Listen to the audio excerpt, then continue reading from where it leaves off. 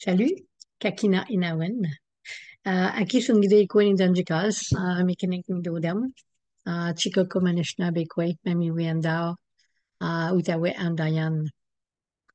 Alors, je te parle aujourd'hui du territoire de mes ancêtres, le territoire non cédé des Algonquins. Cette terre qui m'habille, m'abrite, me soigne, cette belle terre, cette belle maman la terre qui prend soin de moi.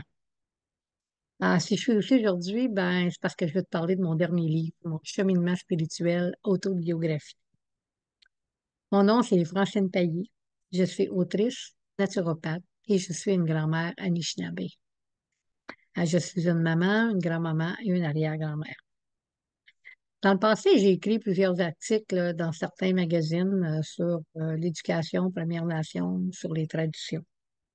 Puis en 2016, j'ai pris la plume de parole dans le livre de Guylaine Clich, Paroles de paix en terre autochtone. J'ai écrit un chapitre sur l'eau. Après que j'ai écrit ce chapitre-là, j'avais comme la piqûre de vouloir écrire. Je voulais juste écrire. Euh, Ce livre, Paroles de paix en terre autochtone, livre un message très important. Puis là, ben, il me semblait que j'avais plein de messages à donner, puis je devais écrire encore plus. Mais je suis retournée aux études pour devenir naturopathe. Puis il y a eu, ben, cette soi-disant pandémie, hein. Puis après ça, pendant la pandémie, dans le fond, euh, j'ai commencé à écrire un livre de nutrition. Mon livre de nutrition, nutrition holistique et traditionnelle, connaît encore un très, très grand succès. J'en suis très fière. Dans ce processus, j'ai appris, euh, plus- pas tout, crois-moi, mais j'ai appris beaucoup de choses sur le processus de devenir autrice auto-publiée. Dans mon livre de nutrition, ben, je voulais délivrer un message sur la santé et sur les bienfaits d'une bonne nutrition et l'importance de bien manger. Et voilà, c'est ça. Ma mission, c'est d'écrire pour livrer un message. Personnellement, ben, je vis une vie très remplie. Je suis une femme pas mal occupée, mais j'aime prendre le temps de lire. La lecture, ben, c'est une de mes grandes passions, parmi tant d'autres, hein, ça. Puis en 2023, ben, j'ai découvert la série de livres de mon ami Jean Letellier. Il a écrit trois livres, ça s'appelle Contemporary Shamanic Journeys. Puis voilà, c'était reparti. Je voulais écrire. La piqûre était revenue. Elle dit. Euh, Ces livres m'ont grandement inspiré car j'avais un autre message à livrer. Oh que oui, un message très important.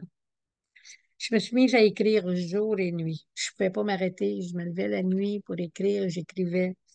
J'ai écrit ma biographie en anglais en premier, mais c'est pas un livre traduit. Je l'ai réécrit en français. Alors, je procédais de la façon que je lisais un chapitre et puis j'allais l'écrire en français. Donc, c'est pas une traduction, mais j'ai tout de même écrit le livre en anglais en premier. Alors, j'ai créé une brique de près de 600 pages. J'ai pris la décision de ne pas faire éditer mon livre. Je voulais que ce soit mes propres mots. Je voulais que ce soit écrit comme je parle. Alors, j'ai repris la plume de parole et j'ai parlé. En 2022, j'ai été victime de violences latérales, systémiques, et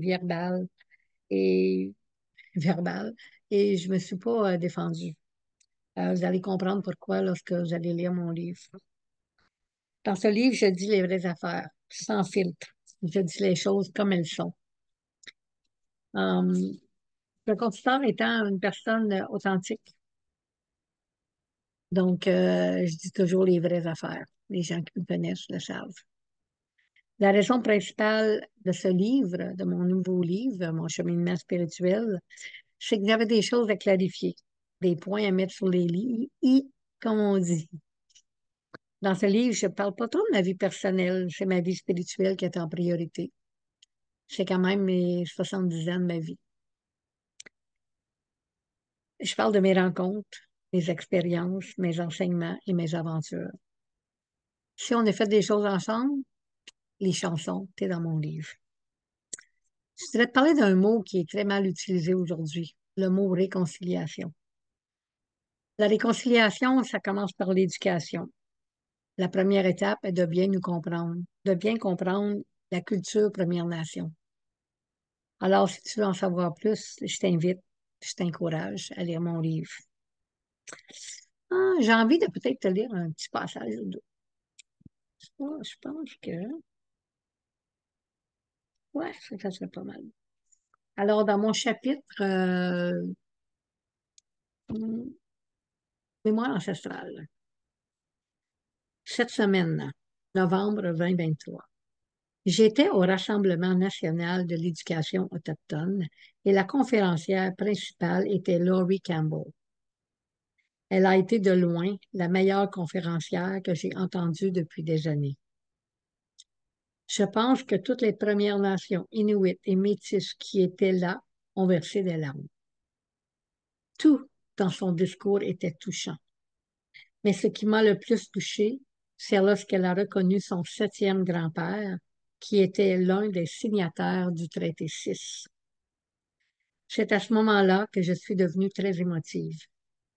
Je pensais à toutes les personnes qui se sont vues refuser la reconnaissance de leur patrimoine parce qu'un gouvernement blanc, y compris le système de bande, refuse de le reconnaître parce qu'il s'arrête après 4 générations. J'ai été tellement touchée par ces paroles.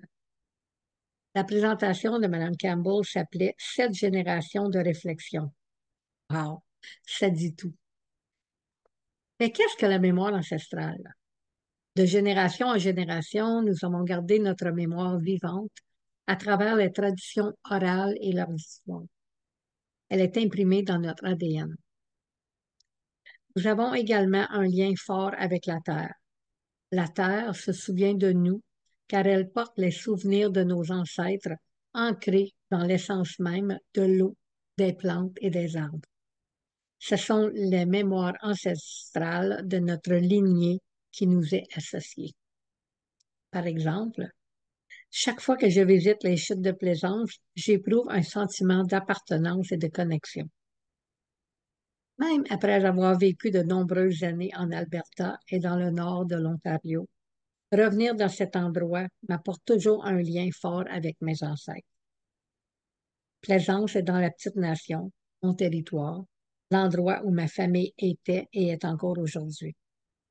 Chaque fois que je m'assois au bord des chutes, je reçois les réponses à mes questions et des instructions sur la marche à suivre. Ce sont les mémoires ancestrales du territoire de mes ancêtres.